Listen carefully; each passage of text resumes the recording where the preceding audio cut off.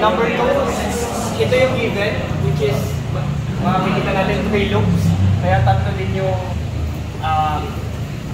current. Ito, 1, 2, and 3. So, ang gagawin natin, i-isolate natin bawat loop. Ito yung loop 1, which is S plus S squared plus 1 plus ito. Ito yun. Para sa current 1. Ma-minus natin yung mga i-alis dapat natin, which is ito, na nanditong side. Para sa current 2, ito yung nahalos ng side. So, ito din nahalo, dahil nakakonnection sa, sa loop 1 natin. Pero sa i-associate natin siya sa current 3. Ngayon equal to sa Kirchhoff's law, di ba? Isang loop. Equal to sa dito. Hindi natin na-account to. Kaya i-account natin dito sa kabilang side. Ano yung voltage mo dyan sa plus minus? Wala pong voltage. VI. Sorry, sir. Kasi blanco yan. Hindi natin alam kung ano ginagawa mo. VI. Ito po yung voltage input. So, na-define po natin siya sa equation 1, which is the loop 1. Dahil nga po yung unknowns natin is 3. Current 1, 2, 3. Kailangan po natin makabuo ng tatlong equations. Yun nga yung pattern, tatlo yung loops. So, malaki yung chance na makakabuo tayo tatlong equations. So, sa loop 2, is this. Ito yung tatlo. 1, May ibig ka tayo hindi natin maliligin. which is yung resistance. Yung resistance tapos ito. Capacitance. Ito po yan, 1, 2, 3. Para sa current 2. Dalawang resistance. Yes, sir. Dalawang resistance. And then para sa mga yung mahalo ulit, i-minus natin. Ito, mahalo. Then yung isa pa, yung dagdag na loop sa taas, is binabawasan natin sa current 3, which is S. S current 3. Equal siya sa 0. Etong loop lang yung basehan natin. Etong loop. So, nag-0 siya based on Kirchhoff's law. Then next is yung pangatlong loop, which is ito. So, define lang natin yung mahalo, which is yung S, I1S, I2S, and then 2S plus 1, etong S1, IS. Saan yung 2S plus 1? 2S. I3, ito mo gusto mo yung I3. Di ba naka-2S plus 1 times I3? Saan yung I3? Ito po sir. S plus 1 S sir. Ito pa na yung kailangan. Bali S plus 1 S sir. Bali S and 1S. Ito pong resistance ng ito. Dinaan niya ng capacitance. Kaya naging 2S plus 1 sir. Ito plus ito. Tapos ito po naka-negative.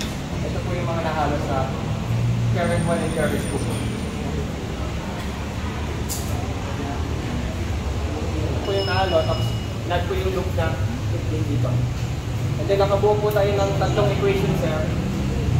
Equation 1, 2, 3. The 3 unknowns, hindi po natin dinitreat as variable to.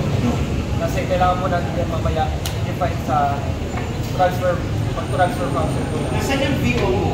Tatlong equations na tayo, kailangan natin mahanap at least isang current.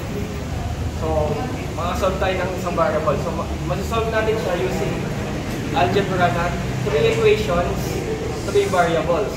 Tandaan nyo ulit, hindi ulit ito variable. Pag-define lang ito ng input. So, pwede natin ililipat dito, same hindi siya magiging variable.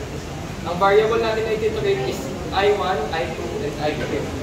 Itong mga to yung consider na coefficients. So, depende sa way kung paano siya i-eliminate. Ang pinaka nakikita na, pag ako yung mag-eliminate, ang nakikita kong ano muna, pagaluin sa elimination to. Ano yung ginamit mo na sa tatlong yan para sa I3? Ito po, nag-eliminate po ako dito kanina sir. And then, nag-substitute po ako, papunta po sa isang equation. Kanina. Pero marami itong layout, pwede mo pagaluin ito. Then, dito naman, yung depende na lang kung sino mas mahaba. So, pag nag-eliminate ka, ang tinara ko is I2. Bali, i-eliminate yung I2. So, nakuha mo yung I2. Yes, sir. Ano gagawin mo sa I2 ngayon? Nakuha ko po yung I2 ngayon. Ito po. Naka-define din ng V1, hindi po siya natanggal. Okay. So sa I2, yung voltage output kasi natin, naka-I2 over S, yung kanyang i-define dito sa equation. I2 over S. So, ito, may kasamang S, nakikita natin. So, pag inano na natin, ay sisita natin sa voltage output, may extra S dito. Dito kasi yan, 1 over S. So, voltage output is 1 over S. Kaya may VO over S. I2 over S dito. So, yun, dinivide sa S, na-cancel itong S. Wala na dito. Then, makakukuha na natin yung voltage output over voltage input na, output over input na transfer function. Saan mo yung voltage input? Dito po, sir. Dito po. Kaya nga, anong definition mo ng voltage input? It's the current 2 over S. Hindi yung VI, saan mo yung VI na equation? Ay, oo, sir. Saan natin natin? Ito, sir. Ito lang nalilas. Ito po, yung VI, hindi pa nalipas dito sa... So, mag-VO over VI na natin. Pag-transpose lang, then makukuha natin yung final transfer function. Which is... Lagay mo naman yung VI kasi kulang-kulang na solution ko So, output, VO over VI, yun na yung final? Yes po, sir. Okay. Pakilagay mo ng kwadrado.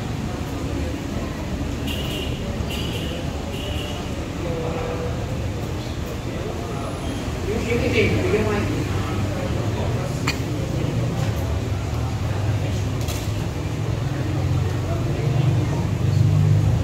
Okay na yan?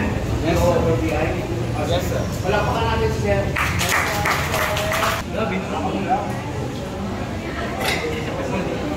Sir. Drawing guys, sir. Doon ka maganda. Sagad na niya. Para nakikita yung equation. Hindi, ito na. Yan, tama. Paliwanag mo ka niya.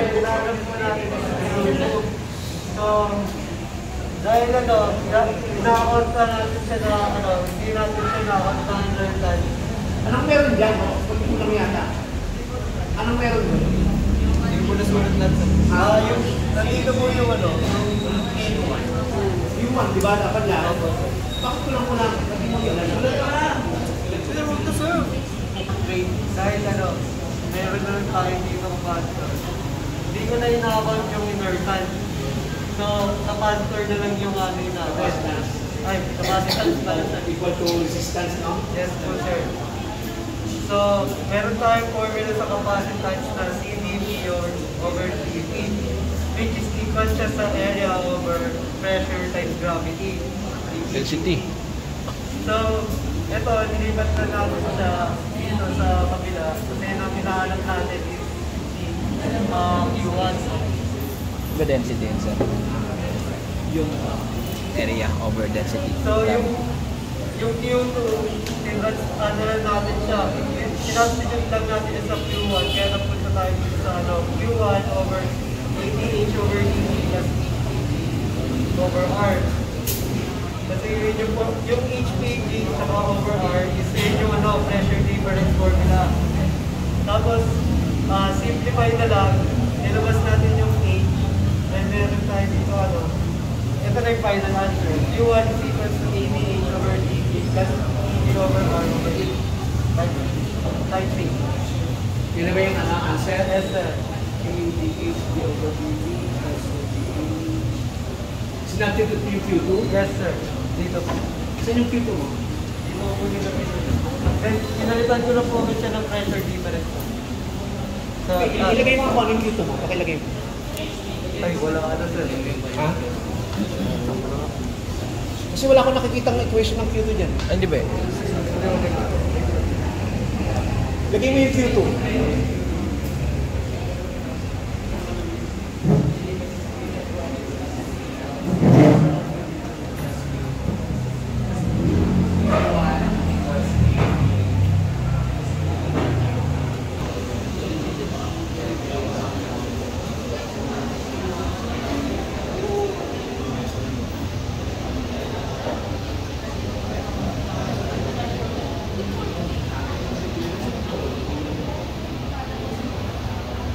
sir. So, ano yung Q2 mo? Q2 is what? Q2 po is pressure difference. So, P1 minus P2 over R. Dapat can be defined as pressure difference over dV over R. Dapat ilipat ko lang ito sa equation dito sa Q2. Kaya naman tayo sa dV over dV over R. Dapat iniwalay lang natin yung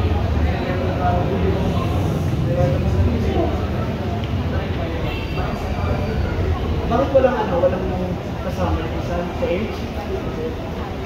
iniwalay. Hindi dito, di ba yung over dV? Tama ba yan na over dV lang? Rho GH.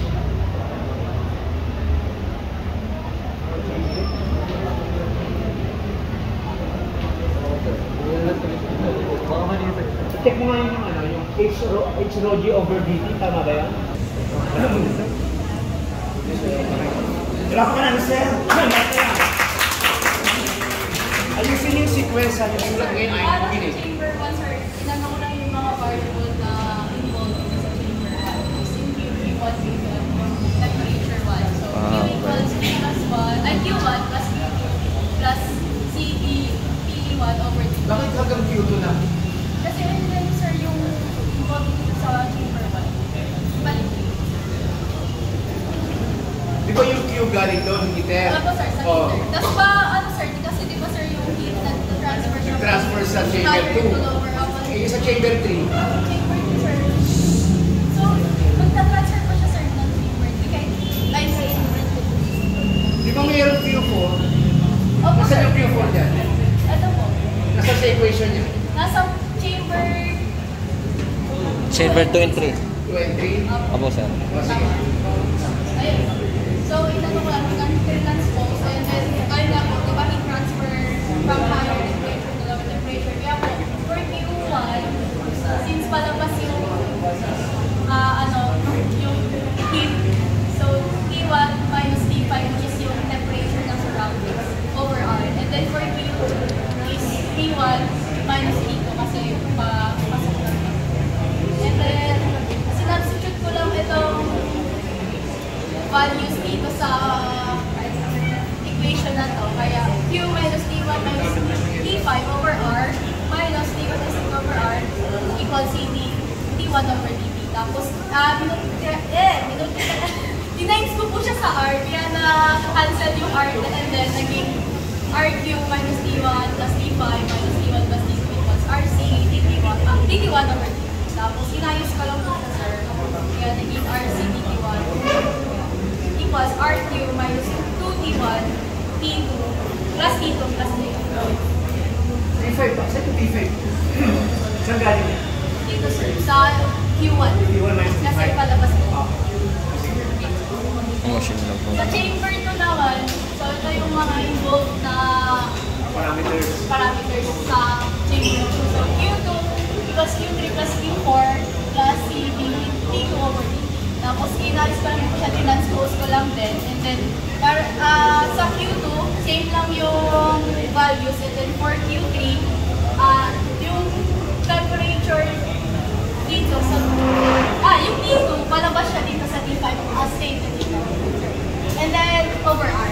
Tapos sa Q4 naman, ayun, 2 minus T2 minus T3 over R. Sorry po. Tapos, same lang din. Saan yung Q4 mo? Ano po, sir? Saan galing yan? T2 T2 minus T3 T3 over R. Okay. Same na, sinubstitute ko lang din itong values na dito sa equation na to. Kaya magiging is T1 minus T2 over R minus T2 minus T3 T5 over R minus T2 minus T3 over R equals T2 over T. And then, dinines ko siya sa R, kaya makakancel itong mga denominator. Kaya T1 minus T2 plus T5 minus T2 plus T3 equals RC dt2 over dt. And then, ayun po, sama ko lang din, sir, mga same ng kaya naging RC dt2 over dt equals T1 minus 3T2 kasi tatlo po negative T2 dito plus T3 plus T5. And then for chamber 3 naman, Q4 equals Q5 plus C3 equal lang kasi ito lang yung labas na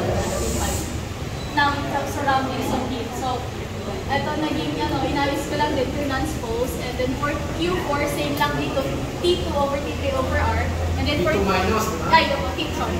T2 minus T3 over R. And then for Q5, T3 minus T5 over R. So, sinubstitute ko lang din po itong values na ito dito sa equation. And then magiging T2 over T3 over R minus T3 over T5 over R equals hindi T3 over T. And then, times po ulit sa R, kaya makakancel itong denominators, kaya magiging T2 minus T3 minus T3 plus T5 equals RCB T3 over T. Kaya po, yun po. Magiging So, nakita din na nag-change yung P3, no? Over time. Naging 3 T2 minus 2 T3 plus 2. Okay, palampakan ng isa na. Ito mga nag-decide